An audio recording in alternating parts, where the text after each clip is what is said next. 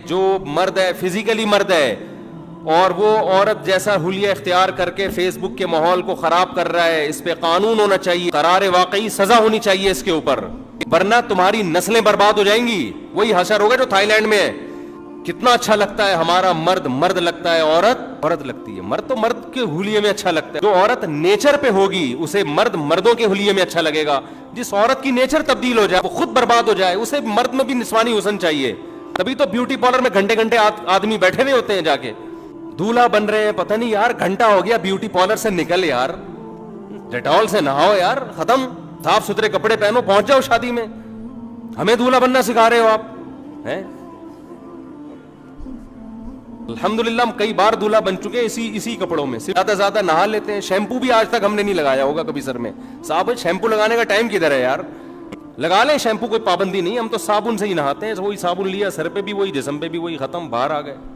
عورت کو آدمی اچھا لگتا ہے، پاجامہ اچھا نہیں لگتا۔ جو نیچر پہ ہوگی عورت، نہا لو جا کے اچھی طریقے سے، بس اتنا حسن کافی ہے۔ اس سے زیادہ حسین بننے کی کوشش کرو گے تو اپنے ٹریک سے ہائی اللہ ہوئی اللہ آ جائے گا پھر آپ کے اندر۔ حقیقت بتا رہا ہوں، کچھ اور کہانی ہو جائے گی۔ اگر یہ قانون پاس ہو گیا نا تو وہی حشر ہمارا ہوگا جو بینکاک کا ہوا تھا۔ ہم کہیں تفریح کے لیے گئے، وہ بینکاک میں ہے نا ماشاءاللہ، وہاں جنگل بڑے بڑے ہیں، تو وہاں ہم کیمپنگ کے لیے گئے۔ مغرب کے بعد کیمپ لگایا، بکرا گٹا لڑکے تھے ڈیفینس کے، اللہ انہیں جزائے خیر دے، وہیں کے مقامی ہیں، تو گھومنے پھرنے گئے، کڑھائی وڑائی پکا رہے ہیں، پتہ نہیں بکرا کٹا تھا یا یہیں سے گوشت لے کر، واللہ عالم، مجھے یاد نہیں۔ تو مجھے شوق ہے تھوڑا سا کلچر کو دیکھنے کا۔ میں نے تو ان لوگوں سے کہا ان کے گھروں میں مجھے لے کے جاؤ، یہ رہتے کیسے ہیں، ان کا فیملی سسٹم کیسا ہے۔ تو جنگل تو ہر جگہ ہی دیکھ لیتے ہیں نا آدمی۔ تو وہاں میں نے کہا کیمپنگ لوگوں نے، وہیں کے تھائی لینڈ کے مقامی لوگوں نے کیمپ لگائے ہوئے ہیں، تو میں ذرا جا کے دیکھتا ہوں، ان لوگوں سے، فیملیوں سے ملتا ہوں۔ تو ہمارے قریب ترین کیمپ میں 2 خاتون بیٹھی ہوئی اور وہ فش پکا رہی تھیں۔ میں نے 2-3 دوستوں کو لیا، میں نے کہا چلو ان سے جا کے انٹرویو لیتے ہیں۔ پراپر ڈریس میں تھی وہ، لوگ اس پہ وہ بنا لیتے ہیں، لو لیڈیز کے پاس جا رہے ہیں۔ 2 لیڈیز بیٹھی ہوئی ہیں، میں نے کہا تھوڑا ان سے انٹرویو لیتے ہیں۔ اور وہ تھائی زبان، ایک ساتھی ہمارے تھائی بھی جانتے تھے، اردو بھی جانتے تھے، ان کو لے گیا میں کہ یار جو میں کہوں وہ تھائی میں ترجمہ کرنا۔ تو میں دیکھ رہا تھا یہ کھاتے کیا ہیں، تو وہ فش کو نا ثابت پانی میں بوائل کر کے سوپ بنا کے پی رہے تھے وہ لوگ۔ میرا تعارف کروایا ہمارے ڈیفینس کے ساتھی نے کہ یہ تھائی زبان میں نا کہ یہ مفتی صاحب ہیں۔ اس کو کیا پتا بیچاروں کو مفتی کیا ہوتا ہے، نہیں کہ روحانی پیشوائیں۔ پگڑی چگڑی بھی ہم نے باندھی ہوئی تھی تو ان کو لگا کہ کوئی روحانی چیز ہے یہ۔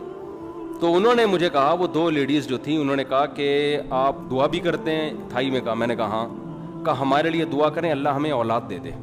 میں نے کہا 2 لیڈیز ہیں، ان دونوں کی اولاد نہیں ہوگی، پتہ نہیں ایک کا شوہر کہاں ہوگا، تو شاید دونوں کو نہیں چاہیے۔ میں نے کہا آپ دونوں کے ساتھ مسئلہ ہی ہے؟ انہوں نے کہا ہم دونوں میاں بیوی ہیں۔ میں نے ساتھی سے کہا اس لیے تو اولاد نہیں ہو رہی، اسی لیے تو پتہ ہی نہیں چل رہا کم بختوں میں میاں کون سا ہے اور بیوی کون سی۔ یہ حشر آپ کا ہونے والا ہے اگر یہ قانون پاس ہو گیا۔ فیوچر میں ہماری نسلیں ایسی ہوں گی۔ پشاور جاؤ مزہ آتا ہے یار، پٹھانوں کو دیکھ کے، وہ مرد مرد لگتے ہیں، ٹائٹ۔ باقیوں کا مطلب یہ نہیں کہ وہ نہیں لگتے، وہ بھی لگتے ہیں۔ یہ کسی قوم کا مذاق اڑانا مقصد نہیں ہے، سارے ہی مرد ہیں۔ وہاں ذرا زیادہ احساس ہوتا ہے نا، کھڑ چڑھ پشتوں میں گڑے گڑے کی آواز آ رہی ہوتی ہے، یعنی لینگویج سے بھی مرد لگ رہے ہوتے ہیں۔ تو شکر کرو میرے بھائی، اللہ نے ہمیں اسلام دیا ہے، ہمیں پتہ ہے، کنفیوژن نہیں ہے کہ ہم کیا ہیں۔ آدمی کا مطلب ہمارے ہاں کیا ہوتا ہے؟ آدمی۔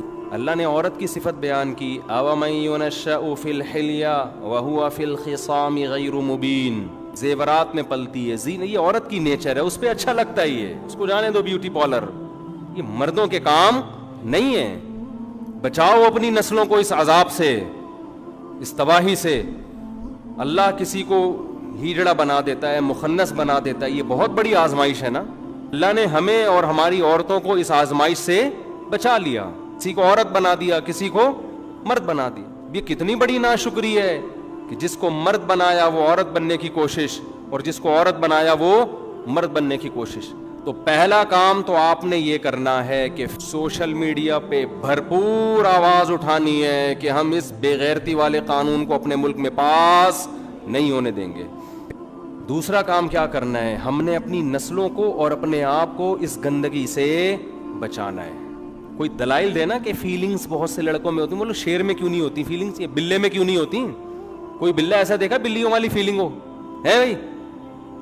آپ کا بچہ لڑکا ہے نا تو اسے کیا کہا کرو, بیٹا اللہ نے تمہیں کیا بنایا ہے, مرد, اس پہ اللہ کا شکر ادا کرو. حضرت مولانا اشرف علی تھانوی رحمہ اللہ تعالی نے بہشتی زیور کتاب لکھی ہندوستان میں تربیت کے لیے, بڑی پیاری کتاب ہے, اس کو پڑھا کریں. اس کو جامعۃ الرشید نے آسان کر کے چھاپا ہے, تسہیل بہشتی زیور. تسہیل بہشتی زیور لے لیں کہ ماؤں کو چاہیے جب بھی آپ کا لڑکا, آپ کا بچہ چھوٹا کوئی بھی ایسے کام کرے جس میں نسوانیت کی بو آ رہی ہو, جس میں لگ رہا ہو کہ یہ تھوڑا لیڈیز پن آ رہا ہے, اس میں لڑکیوں کے ساتھ زیادہ کھیل رہا ہے, لڑکیوں والے کھیل رہا ہے, گڑیا گڈے سے کھیل رہا ہے, تو ماں کو چاہیے اپنے بچے کو سمجھائے, بیٹا تم تو ماشاءاللہ کیا ہو, مرد ہو, تم کیا کرو, مردوں والے کام. اس کو احساس دلاؤ. حضرت مولانا شرف علی تھانوی رحمۃ اللہ نے فرمایا ماؤں کو کہ اپنے بیٹوں کو کہا کرو تم تو ماشاءاللہ کیا ہو بیٹا, مرد ہو. اس کا مطلب بیٹیوں کی توہین نہ ہو کہ وہ احساس کمتری میں چلی جائیں کہ ہائے ہم تو مرد نہیں ہیں, ہم تو لیڈیز ہیں. ان کی توہین مقصد نہیں ہے. لڑکوں کو حوصلہ دلانا ہے کہ جب اللہ نے تمہیں ماشاءاللہ مرد بنایا تو کام کون سے کرو, مردوں والے کام کرو. یہ احساس ان کو آج بچپن سے دلانا پڑے گا, ورنہ وہ ہائی اللہ ہوئی اللہ بن جائے گا. میرے پاس فون آ رہے ہیں, ایک بندے کا فون آیا, کہہ رہے میرا بیٹا کہہ رہا ہے میں نے مرد آدمی سے شادی کرنی ہے, کہہ رہا میں اتنا عذاب میں آیا ہوں اس کمبخت کی وجہ سے, کہہ رہے میرے اندر فیلنگ یہ ہے, میں نے جب سے میں پیدا ہوا ہوں نا آج تک اب تک پہلی دفعہ ایسا کیس پاکستان میں سنا ہے. میں نے کہا اس کا کہیں بچے کا کہیں تعلق ہوگا غلط, ورنہ ایسا ہوتا نہیں ہے. گدھے گھوڑوں میں نہیں ہوتا, بلوں میں نہیں ہوتا, مرغوں میں نہیں ہوتا, آپ کے بچے میں کہاں سے آ گیا؟ کہہ رہے اس کی فیس بک پہ کسی گورے سے دوستی ہے. اس نے خراب کیا اس کو, فیس بک پہ کسی گورے سے دوستی, وہ گورے میں فیلنگ وہ والی تھی تو وہاں سے فیلنگ بلوٹوتھ کے ذریعے اس نے ٹرانسفر کر دی, اس کو بھی ہائی اللہ ہوئی اللہ بنا دیا. کتنا اللہ کا شکر ادا کرتے ہیں یار, اللہ نے ہمیں شادیوں کی توفیق دی, اللہ تیرا بہت بڑا کرم ہے یار, ورنہ ہم بھی پتہ نہیں اس معاشرے میں کیا بن چکے ہوتے. کیونکہ جب آدمی کی بر وقت شادی ہو جاتی ہے اور زیادہ شادیاں ہوں تو وہ اس میں مردانگی کا احساس اور زیادہ بڑھ جاتا ہے. آپ کسی کنوارے سے پوچھیں, جس دن اس کی شادی ہوتی ہے نا اس دن وہ فیل کر رہا ہوتا ہے میں کیا ہوں, آدمی. نیچر اس کو کہلواتی ہے, اس وقت اس کو احساس ہوتا ہے کہ یار اللہ نے ہمیں کیا بنایا ہے, ہماری بیوی ہم سے محبت آدمی ہونے کی وجہ سے کر رہی ہے. ہمارے کو یہ احساس کم ہوتا ہے اپنے مرد ہونے کا. شادی کے بعد چونکہ دلہن آتی ہے نا اس کی زندگی میں, اس کو فرق کا پتہ کمپیئر کرتا ہے نا وہ کہ یہ وائف ہے اور میں اس کا کیا ہوں, ہسبینڈ ہوں. جب تک کنوارا ہے تو کیا پتہ چلے گا کیا ہے کم بخت تو. اس لیے کنوارے پن کو جلدی ختم کرو, بر وقت نکاح کر لو تاکہ اس ہائی اللہ ہوئی اللہ سے تمہاری, ورنہ کچھ بھی بن سکتے ہو. معاشرہ اس طرف لے کے جا رہا ہے, کالز آ رہی ہیں اب لوگوں کی, ہمارا بیٹا وہ فیلنگز چینج ہو گئی اس کی. میں نے کہا کم بخت کی تم نے شادی نہیں کی ٹائم پہ, فیلنگز ہی گنوا بیٹھا ہے ابھی یہ. تو میں جب یہ واقعات سنتا ہوں میں لوگوں سے کہتا ہوں یار اللہ کا کتنا بڑا فضل ہو گیا, اللہ نے ہمیں شادیوں کی توفیق عطا فرما دی. اور یہ ہم نے نہیں بچایا, مجھے کس نے بچایا, اسلام نے بچایا. ہمیں اسلام بچا رہا ہے. ہمارے معاشرے میں اسلام نہ ہوتا تو ہم میں سے آدھے لوگوں کی فیلنگز چینج. ابھی تو شادیوں پر بیان سنتے ایک دم جوش میں آ جاتے ہیں, کرے نہ کرے لیکن ایک دم جذبہ آ جاتا ہے, ارے مفتی صاحب ایک اور دفعہ.